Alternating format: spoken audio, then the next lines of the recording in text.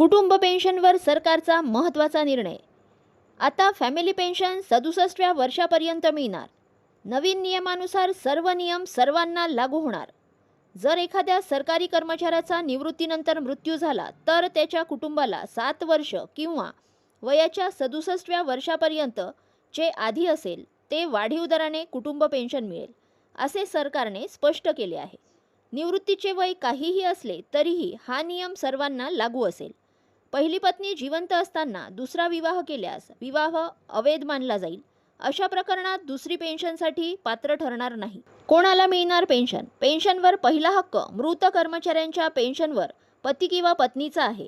यात निवृत्तीनंतर लग्न केलेले किंवा कोर्टाने वेगळे केलेले असले तरी त्याचा लाभ मिळेल. त्यानंतर मुलांना अधिकार मिळतील. यामध्ये दत्तक आणि सावत्र मुलांचाही समावेश असेल, असे स्पष्ट करण्यात आले आहे. तर अवलंबून असलेल्या पालकांना शेवट मानसिक किंवा शारीरिक अपंगत्व असलेल्या भावंडांना तिसऱ्या लाभाचा हक्क मिळेल.